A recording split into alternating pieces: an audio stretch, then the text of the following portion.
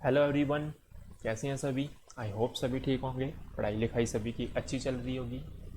Friends, जैसे कि आपको पता है लास्ट टाइम मैं एक वीडियो लेकर आया था जिसमें मैंने बात की थी कट ऑफ की। JKSSB फोर्थ क्लास का कट ऑफ उसको रिलेटेड मैंने एक वीडियो बनाई थी। काफ़ी सारे स्टूडेंट्स के नीचे क्यूरीज आई थी। काफ़ी सारे स्टूडेंट्स कुछ पूछ रहे थे, सर हमें एक्स्ट्रा 5 मार्क्स मिलेंगे, और उनको ये नहीं पता कि हमें एक्स्ट्रा 10 मार्क्स भी मिल सकते हैं। अगर मैं सही मायने में बोलूँ, ये मार्क्स नहीं, बेसिकली ये पॉइंट्स हैं। बेसिकली हमें पॉइंट्स मिलेंगे, मार्क्स नहीं मिलेंगे। ये सारी बातों को डिस्कस करने से पहले एक बार मैं सारी स्लाइड्स दिखा देता हूँ आपको कि हम यहाँ पे क्या क्या डिस्कस करेंगे, और विद प्रूफ मैं वहाँ पे लेकर आया हूँ आपके लिए। जितनी भी नोटिफिकेशंस आई थी उन सभी नोटिफिकेशंस के मैं कट आउट लेकर आया हूँ आपके लिए। तो देख लेते हैं क्या क्या हम डिस्कस करने वाले हैं। देखिए, ये सारी बातें सारी की सारी नोटिफिकेशन से हैं, मैंने अपने से नहीं लिखी हैं। ये सारी की सारी देखो, ये कट आउट लेकर आया हूँ मैं, किस तरह से मार्क्स की डिस्ट्रीब्यूशन होनी है। ठीक है, divisional cadre, district cadre, UT cadre, ये सारी बातें डिस्कस होंगी। जैसे कि कुछ स्टूडेंट्स पूछ रहे थे, मैंने कमेंट सेक्शन में काफ़ी सारे कमेंट्स देखे। वहाँ पे वो कैंडिडेट्स ने पूछा हुआ है, सर हमें क्या 5 मार्क्स मिलेंगे। तो उनको मैं पहली बात ये बता दूँ, आपको 10 मार्क्स भी मिल सकते हैं। स्टूडेंट्स बोल रहे थे, सर डिस्ट्रिक्ट हम अपनी डिस्ट्रिक्ट में अप्लाई करेंगे तो हमें क्या 5 मार्क्स मिलेंगे। पहली बात तो उनको ये क्लियर होनी चाहिए कि अगर हम अपनी डिस्ट्रिक्ट में लगा रहे हैं तो हमें 5 नहीं 10 पॉइंट्स मिलेंगे, और अगर हम अपनी डिवीज़न में लगा रहे हैं तो हमें कितने मार्क्स मिलेंगे, 5 मार्क्स। लेकिन हम अगर यूटी में अप्लाई करा हुआ है तो हमें इस चीज़ का कोई भी बेनिफिट नहीं मिलेगा। डरने की बात नहीं है, बेसिकली है क्या, अगर मैं आपको थोड़ा सा याद दिला दूं, जब आपने फॉर्म फिल किए थे, जहाँ जब आपकी नोटिफिकेशन आई थी, नोटिफिकेशन में आपकी जो नौकरियां निकली थी, जो जॉब्स निकली थी, वो यूटी कैडेट भी थी, कुछ पोस्ट आपकी डिविजनल कैडेट थी, और कुछ पोस्ट आपकी डिस्ट्रिक्ट कैडेट थी। आपने तो बाकायदा सारी अप्लाई करी होंगी। अब जिन अगर आप ऐसी पोस्ट को चुनते हैं जो कि यूटी कैडेट थी, तो उस केस में इस चीज़ का किसी को भी बेनिफिट नहीं मिलना है। मुझे आप अकेले नहीं होंगे, जो आपके साथ compete कर रहे होंगे उनको भी इस चीज़ का बेनिफिट नहीं मिलेगा। लेकिन जब डिवीज़न और डिस्ट्रिक्ट की बात आएगी, डिवीज़न के केस में आपको 5 मार्क्स मिलने वाले हैं, और डिस्ट्रिक्ट के केस में आपको 10 मार्क्स मिलने वाले हैं। तो सारी बातों को डिस्कस करते हैं अच्छे से, और एक एग्जाम्पल की मदद से मैं आपको समझाता हुआ चलूँगा, जिसकी मदद से आप अपने मार्क्स को कैलकुलेट कर पाओगे कि क्या आपके ओवरऑल मार्क्स बनेंगे, और आपको आइडिया मिल जाएगा कि आप गेम के अंदर हैं, यानी कि आप किस लेवल पे, किस पोजीशन पे हो आप। ठीक है, तो जैसे कि आपने थंबनेल में देख लिया होगा, इन सारे क्वेश्चंस का आपको आंसर मिलने वाला है। 5 क्वेश्चंस लिखे हुए हैं जो आपके माइंड में आ रहे होंगे, इन सभी क्वेश्चंस का आपको आंसर मिलने वाला है। यानी कि सिलेक्शन लिस्ट किस तरह से बनेगी, एक्स्ट्रा 5 नंबर और 10 नंबर कब मिलेंगे, किसको मिलेंगे, ये सारी बातें। एक्स्ट्रा पॉइंट का बेनिफिट कहाँ कहाँ पे मिलने वाला है, और भी बहुत सारे बेनिफिट्स हैं, उसको भी डिस्कस करेंगे। और लास्ट में आपको पता चल जाएगा कि आप किस तरह से अपने मार्क्स को कैलकुलेट कर सकते हो। रही बात कट ऑफ की, अगर ये सारे कॉन्सेप्ट आपके क्लियर हो गए, सारे डाउट्स आपके क्लियर हो गए, तो कट ऑफ भी आपको पता चल ही जाएगा। तो देख लेते हैं सारी बातों को। पहली बात तो हमें ये पता होनी चाहिए कि आपका जो ओवरऑल मेरिट लिस्ट है, जिसकी वजह से आपकी सिलेक्शन होनी है, याद रखना मैं सिलेक्शन की बात कर रहा हूँ, जिसकी वजह से आपकी सिलेक्शन होनी है, वो क्या कहता है। नोटिफिकेशन के मुताबिक आपकी जो सिलेक्शन लिस्ट के लिए जो मेरिट बनेगा, वो 2 पैरामीटर को देखते हुए बनेगा। एक तो आपका written test plus additional points, इन दोनों को ऐड किया जाएगा, और जो मार्क्स होंगे फिर ओवरऑल आउट ऑफ 100 दिए जाएंगे। आपके माइंड में होगा, सर हमारा पेपर तो 100 मार्क्स का हो ही चुका है, तो 100 मार्क्स में कैसे। वो सारी बातों को हम डिस्कस करेंगे एक एग्जाम्पल की मदद से। नेक्स्ट देखते हैं, ये सारे पॉइंट जो सिस्टम, जो पॉइंट दिए जाएंगे, ये कहाँ पे डिस्कस किए गए हैं। ये नोटिफिकेशन आया था SO 184-46202, इस डेट को आपका बेसिकली नोटिफिकेशन आया था। उसके अंदर इन सारी बातों को डिस्कस किया गया है, और उसमें बताया गया है कि JKSSB आपकी उसी मेरिट के हिसाब से आपको आपकी कैडर्स और डिपार्टमेंट दे देगी। याद रखना कि डिपार्टमेंट और कैडर जो दिए जाएंगे, it will be based on merit come preference. Means आपने कौन सी प्रेफरेंस दी है, उसके हिसाब से आपको डिस्ट्रिक्ट मिलेगी, आपको अपना कैडेट मिलेगा। अब अगर आपने जब फॉर्म अप्लाई किया था तो उस समय आपसे आई थिंक प्रेफरेंस नहीं मांगी होगी, यहाँ तक मुझे लगता है। एक्चुअली मैंने तो अप्लाई नहीं किया तो मुझे ज़्यादा आइडिया नहीं है। तो अगर आपने जब फॉर्म अप्लाई किया था उस समय प्रेफरेंस नहीं मांगी थी तो आपको क्या किया जाएगा, अलग से बुलाया जाएगा JKSSB के द्वारा। तो आपसे बेसिकली जो नोटिफिकेशन के मुताबिक जो एक पहले मेरिट लिस्ट बनेगी, उस मेरिट लिस्ट में एक पोस्ट के लिए 4 बच्चों को या 5 बच्चों को बुलाया जाएगा। नोटिफिकेशन के मुताबिक पर पोस्ट 4 स्टूडेंट बुलाए जाएंगे। फॉर एग्जांपल JKSSB ने 30 पोस्ट को निकाला हुआ है। अब 30 पोस्ट को निकाला हो तो वो कितने कैंडिडेट्स को बुलाएगी इस प्रेफरेंस को फिल करने के लिए, तो 30 × 4 कर दो, मीन्स 120 बच्चे को बुलाएगी। 30 पोस्टें हैं, बुलाया कितने बच्चों को जाएगा, 120 बच्चों को बुलाया जाएगा। ये मैंने एक एग्जांपल की मदद से आपको समझाने की कोशिश की। मीन्स 1:4 की रेशियो में बच्चों को बुलाया जाना है, ठीक है। उसके बाद उनसे प्रेफरेंस बढ़ाई जाएगी, फिर उसके बाद फिर से आपकी क्या की जाएगी, मेरिट लिस्ट आएगी।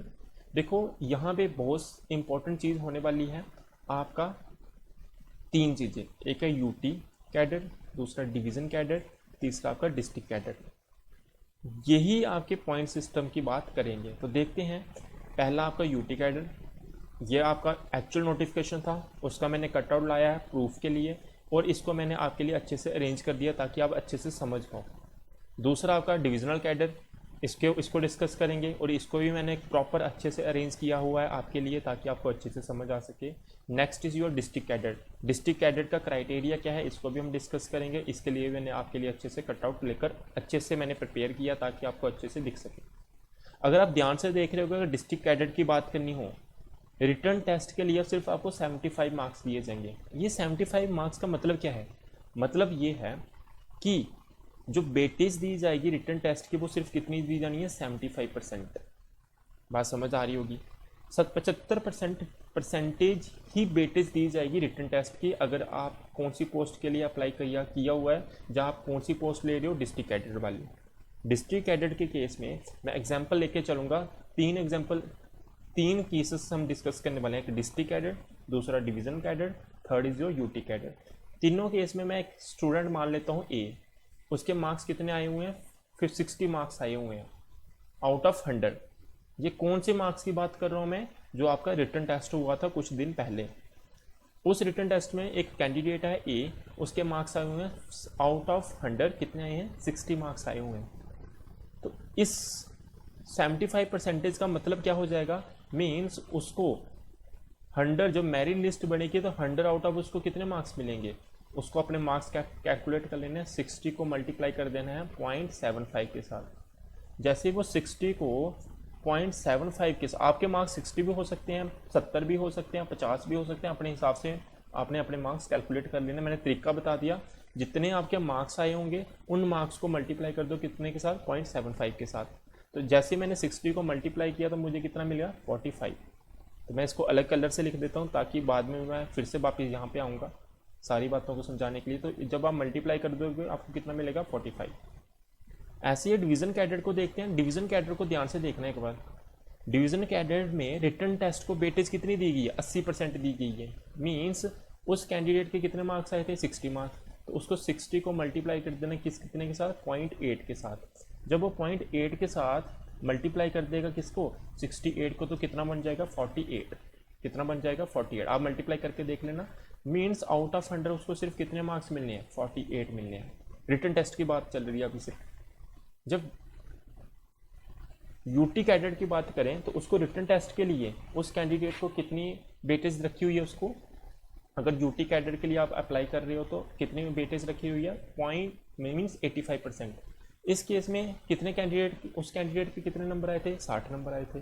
तो 60 को मल्टीप्लाई कर देना आपको कितने के साथ, 0.85 के साथ। जो पॉइंट नंबर मिलेगा आपको वो क्या होगा आपका, वो हो जाएंगे आपके मार्क्स आउट ऑफ 100, यानी कि पॉइंट की बात चल रही है। तो जब मल्टीप्लाई करोगे आपको कितना हो जाएगा, 51। अब बाकी सारे पैरामीटर्स को जिस चीज़ के लिए आपको डाउट आ रही थी उनको डिस्कस करेंगे एक एक करके। ये बात तो क्लियर होगी होगी, आपने ये वाले अपने मार्क्स कैलकुलेट कर लिए होंगे। अब आगे देखते हैं, अब आप आगे वाले मार्क्स, कमिंग मार्क्स, जो आपको बेनिफिट मिलना है, जो आप पूछ रहे थे कमेंट सेक्शन में सर कैसे होगा, तो उसको समझते हैं हम।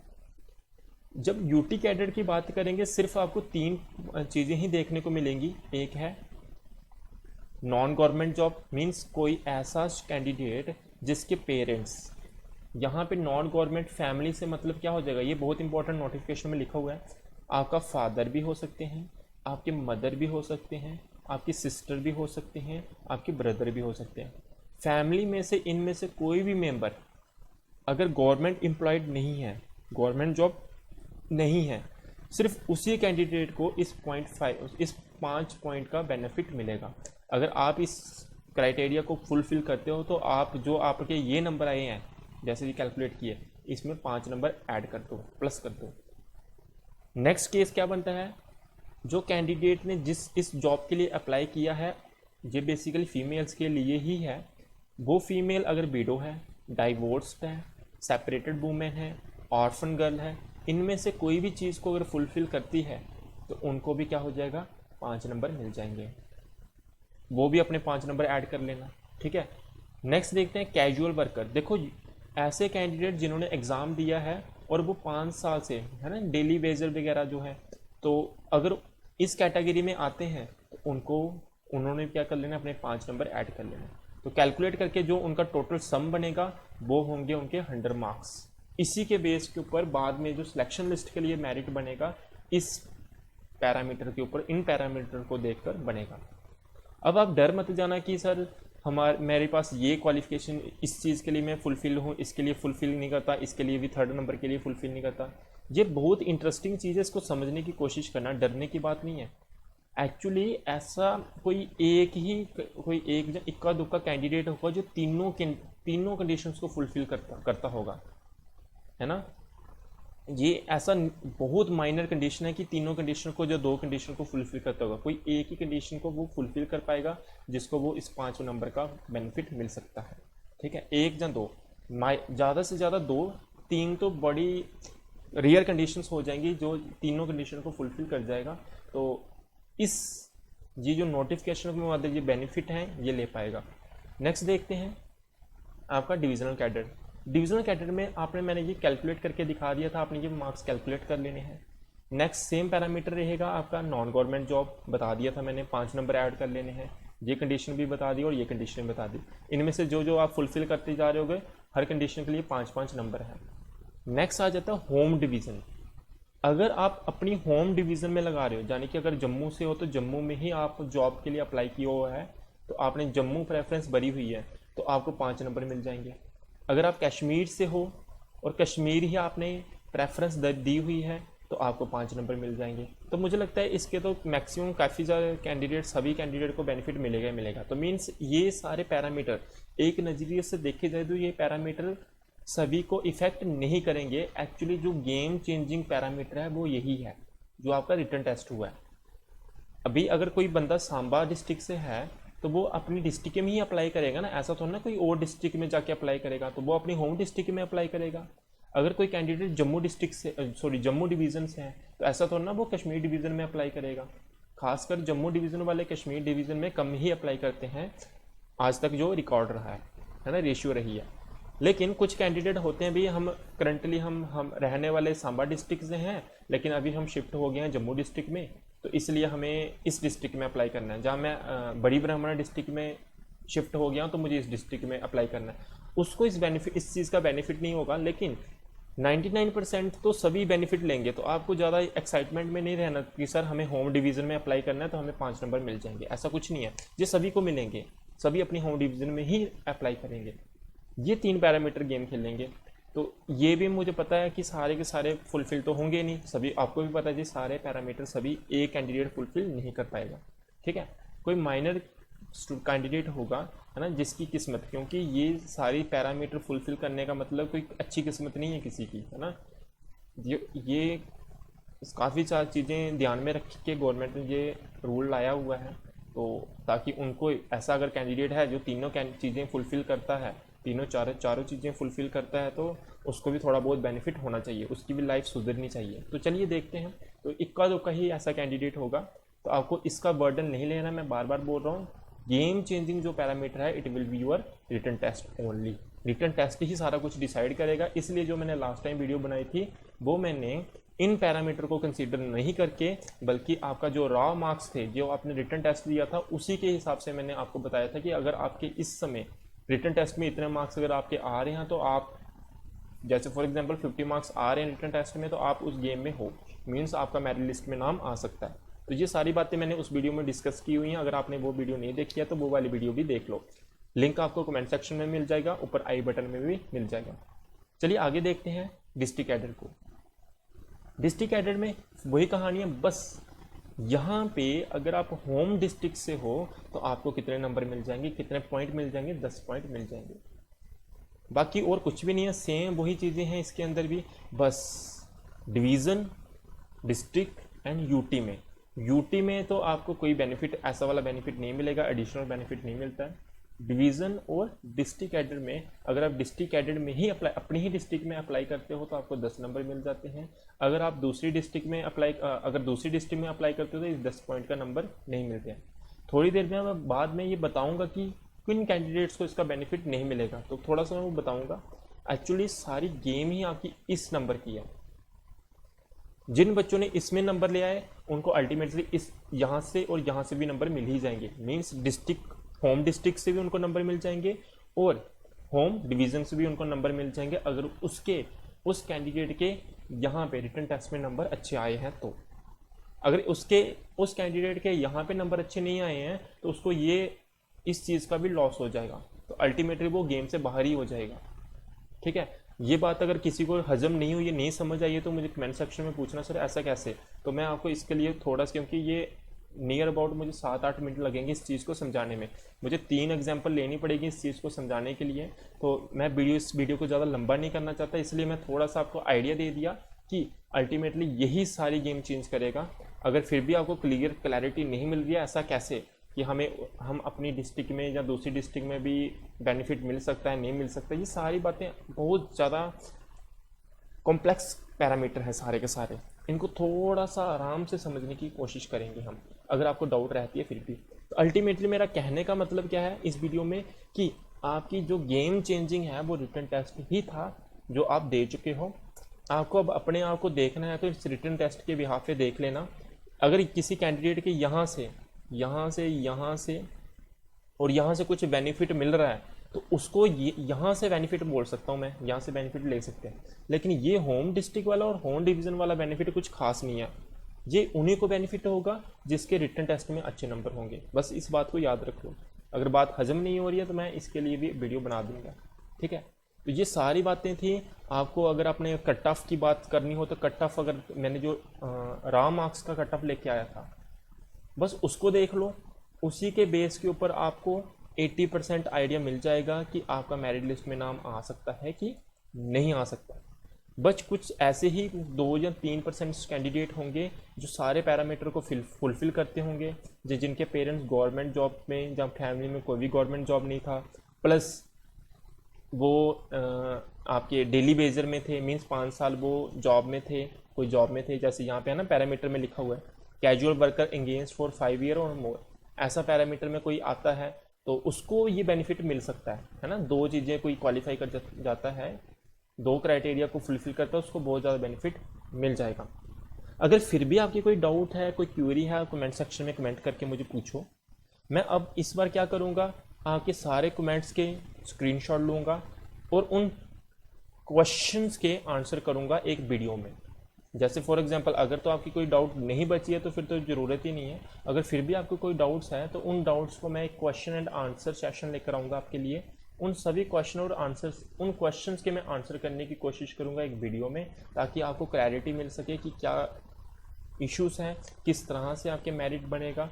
पर एक बार याद रखना, ये सारा कुछ मैंने जितनी भी आपकी नोटिफिकेशंस आई है, 2-3 नोटिफिकेशन जो आई हैं उनको पढ़ा है, उनको एनालिसिस किया है, उनकी एनालिसिस की है और फिर मैंने ये वीडियो बनाई है।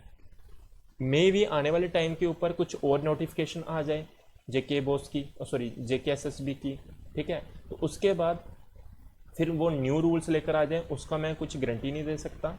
फिलहाल के लिए जो नोटिफिकेशन थी उसके अकॉर्डिंग उनको मैंने एनालिसिस किया, उसके हिसाब से ये वीडियो बनाई है। तो मैं कोई जेके एसएसबी में काम नहीं करता हूँ, जब मैं चेयरमैन नहीं हूँ कि मैं आपको सही, बिल्कुल मैं ये ना कहूँ कि हाँ ऐसा ही होगा, 100% ऐसा ही होगा। आने वाले टाइम में मे भी कोई नोटिफिकेशन निकाल दे JKSSB और कुछ रूल्स चेंज कर दे, तो कुछ डिफरेंट हो जाए, तो वो अलग बात है। फिलहाल के लिए जो आपकी नोटिफिकेशन आई है, उन नोटिफिकेशन के मुताबिक ये सारी बातें मैंने आपको क्लियर कर दी हैं, किस तरह से रिक्रूटमेंट होने वाली है आने वाले टाइम पे। तो आई होप सारी बातें आपको क्लियर हुई होंगी। फिर से अगर कोई डाउट है तो नीचे कमेंट सेक्शन में कमेंट करो, मैं उन सारे कमेंट्स को रिप्लाई करने की कोशिश करूँगा। Otherwise I will make video for it, fine.